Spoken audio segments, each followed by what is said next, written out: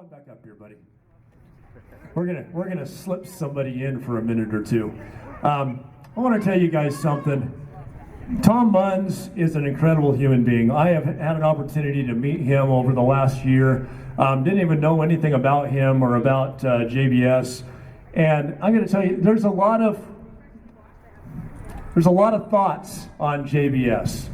And I want to tell you what I think about him. From what I've started learning, that back over time, if you've talked to any members of JBS, sometimes you think, man, they might wear tinfoil caps because they're looking into conspiracies. But over the years, as you start looking back at what they were talking about years and years and years ago, and what has already come to pass, and what they are looking at, what's coming to pass right now, and what we're looking at into the future, they're right. We are experiencing right now what they have been fighting for this last several decades. And so I just encourage you to, if you just want more information about the Constitution and your constitutional liberties, they got it. If you want information on conspiracy theories, they got it. But like he said, how many of you think that this election has been corrupt? Raise your hand. Well, guess what? You're conspiracy theories. Okay? I mean, that's what it comes down to. And some people look at you and they probably call all of you crazy. But they're right. You're right. So, Braden, this kid right here has done some amazing things, raising money for Make-A-Wish Foundation. And he just came up and asked me if he could talk for a minute. I'm going to let him talk for a minute. Okay. Thank you guys, everybody, for coming. I just wanted to say a few words. So I go to Morningside Elementary School, and I hate wearing the masks. I can barely breathe. You know what? You don't have to say a lot when you get straight to the point like that, do you? Hilber, are you around here? We had Hilber on the lineup. I don't know if he's been able to make it over. He might have got tied up. If not, we're going to move on to the next one. We'll tie him back in at the end. Are you here, Hilber? I am very, very excited to introduce the next speaker. If you had a chance to watch my show over the weekend on Sunday, we were not planning to do this. We just did a last-minute live stream kind of round table talk. I am tethered over here because the phone is almost dead today. It's been a busy day. Tyson Gabriel is from Premier Risk Management out of Arizona. If you don't know what a company like Premier Risk Management does, you ought to look into them. He is going to speak on the effectiveness of and risks associated with face masks. He specializes in OHAS, that's your occupational health and safety management, industrial hygiene, environmental management, safety engineering. He has developed compliance programs for the U.S. government, Carvana, P&G, Teva. He worked during the pandemic response work on behalf of HHS for the USDA during the H1N1 swine flu pandemic. I could go on, but not to quote Top Gun, but the government listens to him, and you should listen to him. Come take the microphone. Thank you, everybody. So being in Arizona, it's a little bit chillier up here. So my brain's a little frozen, so I wrote down some notes to make sure I don't miss anything. But I appreciate you guys having me up here. I've been talking to Shane for a little bit, and some of the things that we're experiencing in Arizona, you guys oh, gotcha, sorry about that, thank you. So there's some things in Arizona that we've been experiencing that I want to make sure that you guys evade. We've had a mask order for months now in Arizona since June. Infections are still on the rise. The things that are being promoted actually don't make sense. And I'll get into a little bit of the studies and things that we've been breaking down in our firm, and hopefully we can start that push to give that extra piece to the puzzle that's being missed right now. So at Premier Risk Management, what we do, we have a motto that says, managing risk, leading people. So when we're managing risk, what we're looking at is we're going into various work environments and we're quantifying what the exposures are.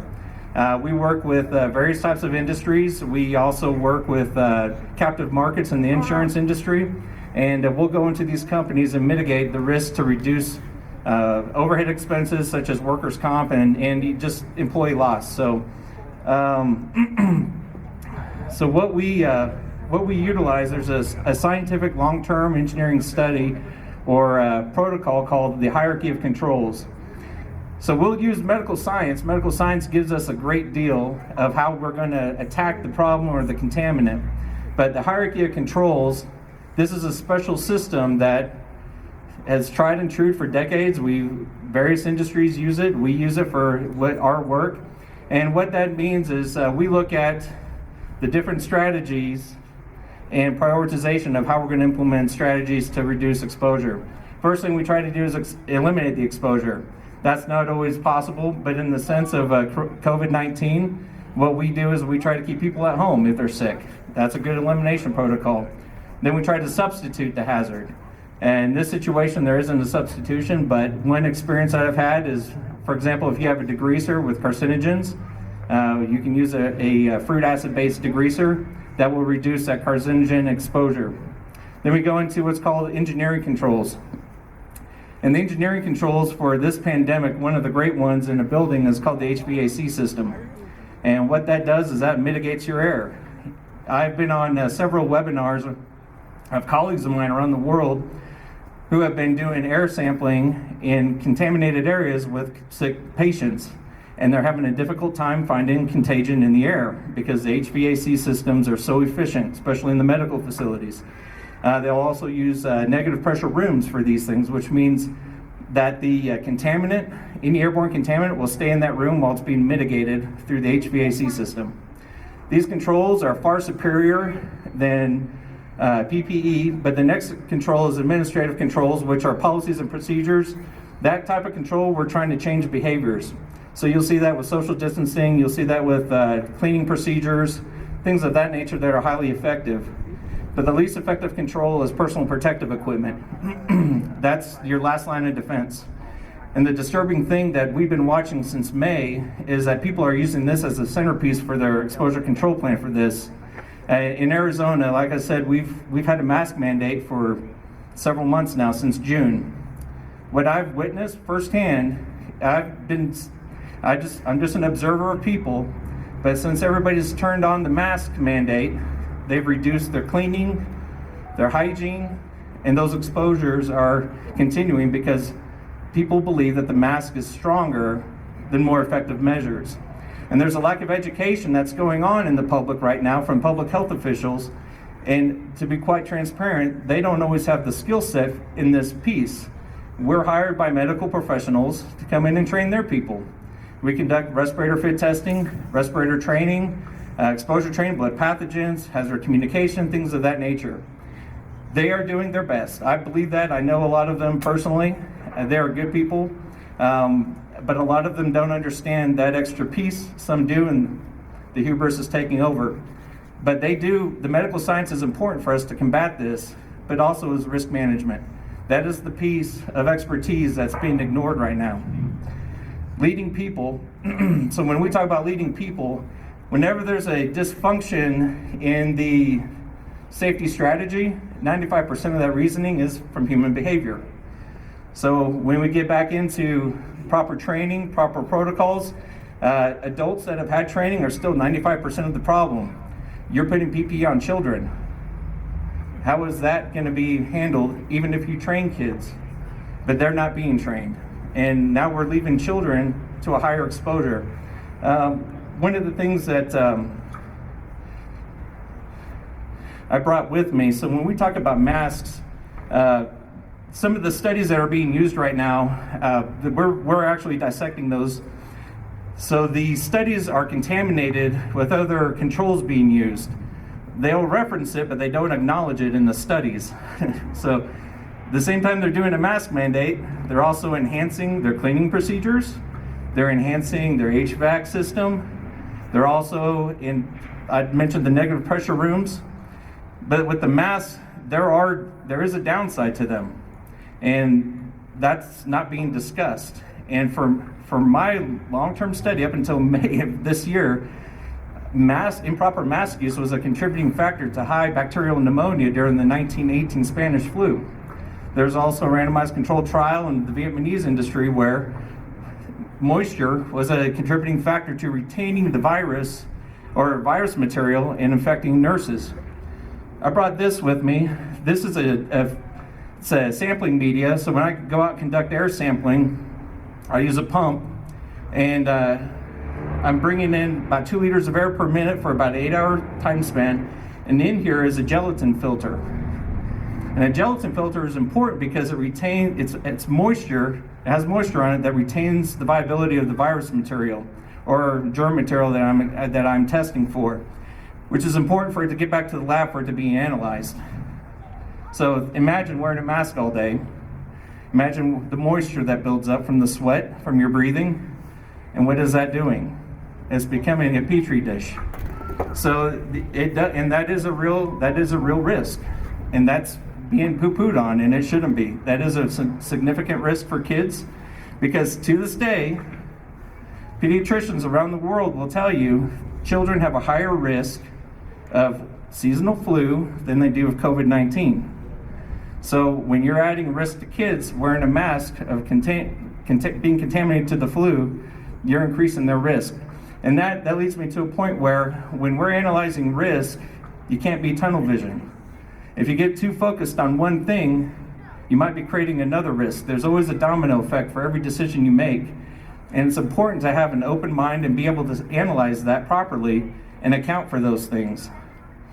So with your city council, I'm not an adversarial component to this. What I want to do is be an educator. I want to assist and help you and them come together and really develop a plan, a strategy, because you can't do nothing. You have to do something. This is a real threat. This is a possibility. There are crowds. There are types of people that do have legitimate exposure issues to this. But there is a methodology of doing it to be surgical about it. You don't have to have a plan that fits all. And what we've designed in our firm is a COVID response plan. It's a macro plan, and that's what I would recommend to them. Have a response plan from a macro perspective, encourage businesses to implement this, customize it to the business that makes sense for their operation, and make sure that you're not enhancing exposures. I hope that this can help move that forward, that you guys don't fall into the same trap that we have in Arizona, because I saw firsthand clients had people wearing masks outside doing construction in 115-degree weather. I had clients that had people that were passing out on the job site. I have a client that lost his ability to smell. So there is risk to improper use of masks, and there needs to be proper training, but there also needs to be a legitimate strategy that customizes to the business and use far superior controls than just PPE. PPE is our last line of defense. And I appreciate you guys having me out here. I hope that helps a little bit. And if you have any questions, Shane does have my contact information. I'm willing to teach and coach, and we also have we're willing to meet with senior leadership within the city, and my boss is willing to come up with me, and hopefully we can help you guys with that extra piece to the puzzle. Thank you very much.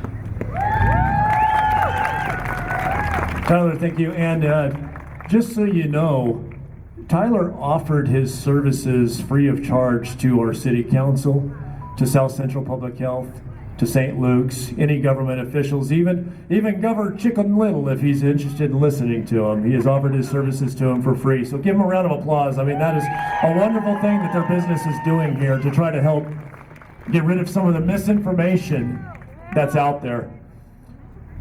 Now we're going to invite to the stage Dr. Vicki Wool. She came all the way down here from Eagle Creek Family Medicine in Eagle. She is an incredible doctor. I could go all the way down to her credentials. I'm just going to let you list some of them. I do want to let you know she came here from Venezuela. She has seen firsthand what a government can do to its people if we let them get out of hand. And I'm not going to go too much into that. She told me I just stole her thunder. I don't want to steal. How about y'all make some thunder, make some noise for her? Hi, thank you so much for having me. I'm here out of passion too. You know, there are a lot of physicians that have unified together across the United States, but we're kind of being censored. Not kind of, we are. And quite frankly, I'm pretty angry about the censorship, and I'm angry about the deception. So I want to teach you guys some things today, so bear with me. If I say anything offensive, I'm sorry. I mean nothing by it other than we have this country to fight for, and we need to do it now. So as far as I'm concerned, I went, my training was in epidemiology, first public health. So what's that? It's the study of disease in populations. We did numbers, we did epidemics. And actually, my PhD advisor discovered a new virus. He was a virologist. He was actually the chief of the CDC in the 1960s, and he took me on as a PhD student. I went to Venezuela intending to finish the PhD, ended up, for a lot of different reasons, stopping and going to medical school. So I actually lived in Venezuela for 10 years. I lived the communistic takeover of a country, which is why I'm so passionate about this right now. We were asleep in the beginning, we didn't see it, and there are things that are just, we're on steroids here in the United States, folks. So everybody rallying around here, you know where the thought or the term conspiracy theory comes from? Like the early 1960s. Why? Because the CIA wanted people to shut up about who killed JFK. So what happened in terms of what happened in Venezuela, it was a slow burning, it was a slow boil of the frog. It really was. You know, we started out, there was a lot of corruption, and I had to learn the language, but there were shortages in the food, in food. So like for months, you couldn't find anything with sugar in it. For months, you couldn't find anything with tomatoes in it. And then the money started to go up. We started to experience some inflation. And so, you know, you just kind of had friends and you did what you needed to. And then the riots started. You know, there was a lot more turmoil. Let me back it up. When the inflation started happening, more and more people got dependent on the government. They were all on the government toll, higher and higher percentage, because they couldn't afford. There weren't the jobs. There wasn't any industry to really go to. So then the riots started because people started getting unhappy with it. But I know now all those riots were planned. They were all planned. So we had the encapuchados at the university, and they were the guys that were in the black shirts and the black hats, and they were just fighting, and you know what? They were doing a job. They weren't students. Sound familiar? And so we found out later they were all hired from the government. Wrap your head around it. They were hired from the government. Okay, so I walked through tear gas, and I walked through gunfire to get to my classes. They would disrupt the entire center of the city. Everything would shut down, and then people would go, the encapuchados, what now? Okay, so we kind of did this, and we were just asleep. We didn't see what was really happening. And then the money got worse and worse. And then the food scarcity got worse and worse. And then you couldn't find drugs, because I was working in a hospital, and you couldn't find the basic needs. We had to recycle our gloves, okay? We took our gloves off, we washed them, we put them in the autoclave, and then we took them back out and we used them again. So this is where, when you, just as an aside, when you take over the medical health of the society, you've got them almost done, all right? When you don't have choice and where you're going to have your stuff done, and you're in a socialized system, they've got you almost covered. The only thing they need to do then is get your food supply. So anyway, back to this. So they started turning off the water. They started turning off the electricity, because Caracas is a city where it's about 6 million people. It's kind of in a bowl. So all the barrios were around, and we lived in the bottom section. So they could easily turn off the water, and then they would turn it on for an hour, turn it on for 2 hours, and electricity would go off periodically. These are all mechanisms to dehumanize and demoralize you, okay? They're all just control systems. And we had all this already in some parts of California with the fires. They turned stuff off, and then they turned it back on, and then the fires kind of ran out of control. So then Chavez did his coup because people were upset. Chavez came in, bombed the center of the city, everything shut down, we went into martial law. I hitchhiked to a free clinic that I had been volunteering at and was actually outside the Retén de Katia, which is a prison where the police were in shooting the prisoners. Okay? People were looting to the streets, they were breaking windows, they were opening things up, the police were just shooting. So, long story short is, I graduated from medical school, I returned to the United States, and I was so grateful I could come home. So grateful after 10 years. I walked into a grocery store and I cried because I couldn't believe how much stuff was on the shelf. And then the Lord told me, and then I knew that I knew that I knew the United States had 20 years. Okay? That 20 years was up in 2016. We're on borrowed time. We're on the mercy of God. And if we don't repent, and if we don't pray, and if we don't change from our wicked ways, and we don't get our relationships right with God, He's going to let things happen. So, back here, I started all over again. I was dead broke. I had nothing. I had plastic bowls. So, I went to residency, and then I worked through medical politics. The Ada County Medical Society on 6 years. For the Idaho Medical Association, I was in 6 years. In the American Medical Association as one of the 2 physicians that represent Idaho to the national level. I got involved with Washington, D.C. and the National Healthcare Policy group, as well as the Healthcare Coalition, and that's what I'm doing. So this is a group, this Healthcare Coalition is a group of physicians that are out here fighting for you. Those are those frontline doctors that got shut down on the steps of the Supreme Court. They're the ones that are telling you hydroxychloroquine works. There is treatment. Okay, so now I want to tell you what you guys can do, all right? Because you've been lied to.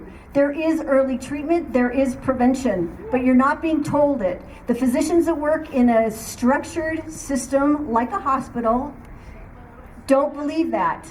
They think this is all nonsense. Let me tell you, it does. It absolutely turns people around in a dime, but you have to be treated early. And you have to have something on board before really you ever get exposed to the virus. So what can you do right now? Everybody get loaded up on vitamin D. Vitamin D3 is imperative. The reason that so many people are dying is because their vitamin D3 levels are in the ground. And if you have any tone in your skin like I am pasty white, my vitamin D level is probably a little bit higher than somebody who is, Hispanic or African American. You guys need more vitamin D. That's why people are dying, because you're too low in vitamin D. Zinc. You need zinc. So why do we have such a plethora of people that are low in zinc? Well, right now, we're importing beef from some country in Africa and not having it here, and their beef is deficient in zinc. Well, zinc is really important in your immune system, right? So is vitamin D, so is vitamin C. We need Idaho beef.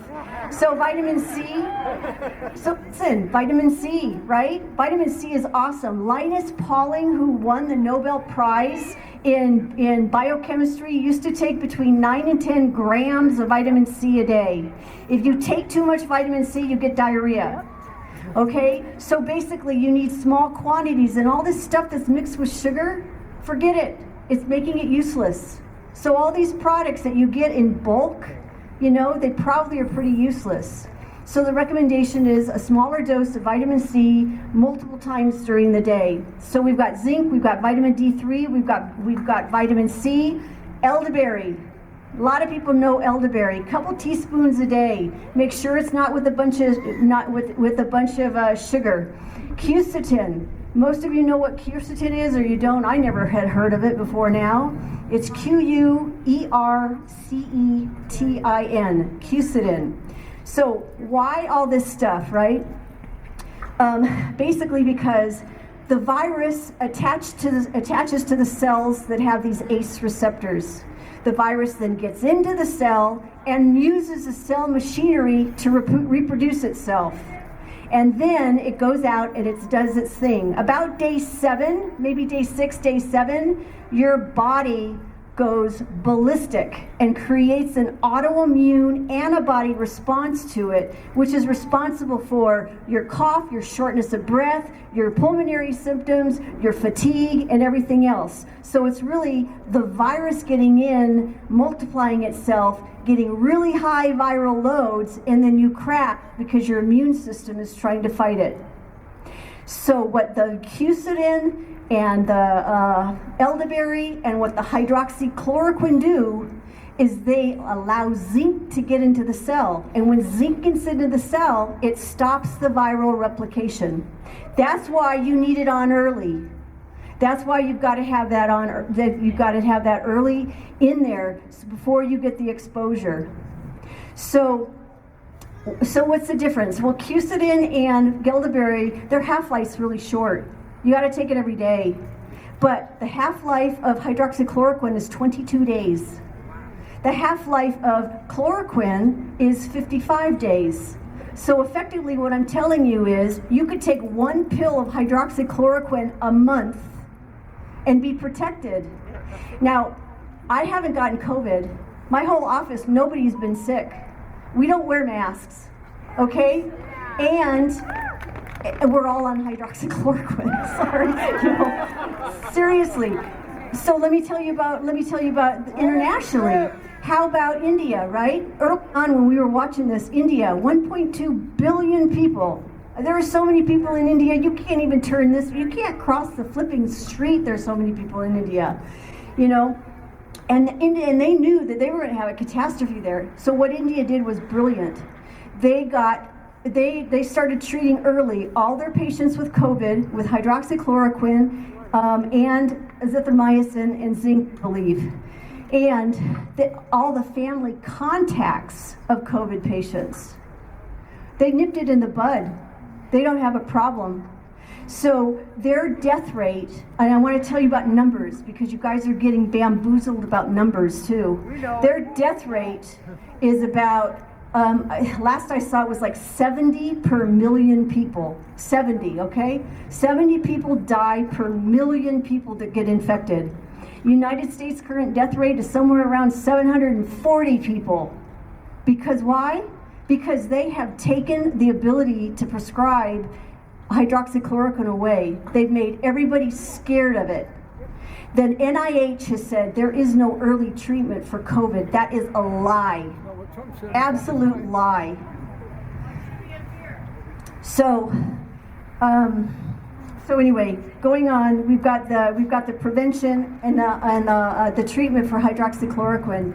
So normally you may have heard, what is the treatment for early COVID? It's hydroxychloroquine, one pill twice a day for 5 days, plus, obviously if you're on zinc and vitamin D3, but also either azithromycin or doxycycline. Those are antibiotics because for some bizarre reason, there's some kind of a chlamydia mycoplasma thing that kind of gets started in your lungs, which is responsible for the pneumonia. The other thing that goes on is that this virus is able to make blood clots. This virus is able to increase your ability to just coagulate, and so you get a hypercoagulable situation. And so we are recommending an aspirin, 325 milligrams of aspirin, if that progresses. But the best thing is doing some kind of prevention with the elderberry and the Quercetin, if you can't get a hold of some hydroxychloroquine. But so you may say, well, my doctor doesn't prescribe it. I know. You need to start complaining, okay? You need to start voicing up. You need to start demanding answers. He did initially, he blocked it, but there are actually states right now that I could not write a prescription for hydroxychloroquine. There are a couple websites like Speak with an MD or frontlinemds.com that you can actually consult with a physician and they'll mail you a prescription and then take care of you that way. Yes. So it's also, if you look around the world, you can see that, it's kind of weird how the United States we have these really high death rates because we don't use any of this prevention or early treatment, but so does Australia, New Zealand, Canada, Philippines. And if I just talked to a friend of mine who has a family member in the Philippines, and this is where this is going to go, okay? So they're making you wear a mask right now, right? They're taking our kids and they're putting a mask on their face, and then they're holding something to their head, kind of like this. In a way, it's kind of training. And in the Philippines now, they've got their families quarantined. You have to stay to the house. They allow one person out, and you have to have papers. If you don't have papers, then you're fined the equivalent of a month's salary. If you continue to come outside against the permission, then what they do is they sit you in the city square in a chair for 2 days under the hot sun. In Canada, I just saw a notice that they've actually got these camps that they're talking about actually taking people to, and don't think we're that far from it. We really aren't. So anyway, mandates. What about this mask? Like the gentleman before me said, you know, when you put a mask on, it raises the CO2 in your mouth. You get hypoxic. It decreases your immune system. What we're seeing in the laboratory is a lot more infections of the oral mouth and the throat. You've seen the rashes around, and besides that, it really does decrease your oxygenation. I've checked my patients that I had this sweet little 25-year-old who was pregnant, put a mask on her, put a pulse ox on her, walked her, and oh my gosh, she desatted, and she's just like, I feel terrible. I'm like, I know, you can't wear a mask. Except what are the companies doing now? Well, sorry, you can't come back to work. AT&T did that. And so did Walgreens to different people that I know. You can't go back to work.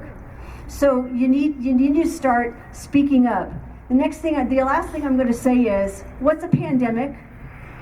Do you remember several months ago, nobody even knew anybody who had been sick, right?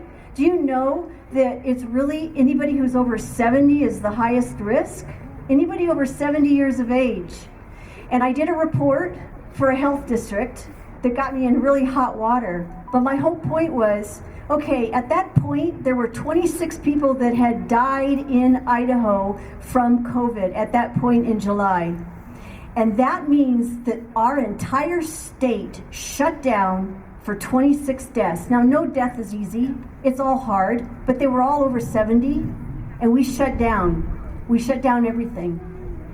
Nobody's paying attention to the increase in suicide, which is up 400%. Nobody's paying attention to the increase in child abuse, because these kids are usually picked up from their teachers when they're being abused.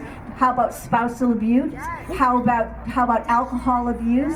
How about how many missed cancers that we've got because people aren't going to the doctor? Not only are they not going to the doctor, they're having their heart attacks at home, and everybody's walking around so scared. This is a campaign of fear. Now, you don't want the virus, okay? It sucks. You get sick. But we do have treatment, and even if you need to go to the hospital, don't wait till then. Treat it early. Anyway, thank you very much. Find out what a pandemic really is. We're not in one, okay? The rates that we've got going on right now are pretty much a flu. So we've got the pandemic diagnosis, which means we're in lockdown, mandates, more manipulation, more control. Hold your elected officials responsible. Hold them responsible. Thank you. There's going to be a Q&A session right after this. We're going to bring all of these folks back up here. Please make sure you hold that question, make sure you ask it. One more time for Vicki Wolf, thank you so much, because she's putting herself, listen folks, she's putting her livelihood on the line by being out here. She's putting her livelihood on the line by speaking up. I know a lot of you are a little bit concerned about what happens if you go in that room here in a little while and stand in front of them and speak. What might your employers say? What might your friends say? What might your community say? She just put her livelihood on the line to speak out. And that is exactly what we need to start doing in America, because this stuff's getting ridiculous. Listen, I did not give her credentials when she first came up here because she is representing herself. And I want to make that clear before I tell you a little bit more about who she is, because some of you are probably wondering where this advice is coming from. I got online, I looked her up. So it's coming from me, not from you. I want to tell you who you just heard from. She specializes in family medicine, has a master's degree in both public health and epidemiology, something that some of the people here in Twin Falls that are giving them advice don't have. A bachelor's of science in biochemistry. Since 2011, she has served the board of trustees of the Idaho Medical Association as the alternate delegate to the American Medical Association. Nationally, she advocates in Washington, D.C. for the nation's National Physicians Council for Healthcare Policy as the co-vice chair of family medicine. Dr. Wool is on the board of directors for the Independent Doctors of Idaho, medical director for Stanton Healthcare, and she serves 6 years on the board of directors for the Ada County Medical Society and Genesis World Mission. She knows what the hell she's talking about.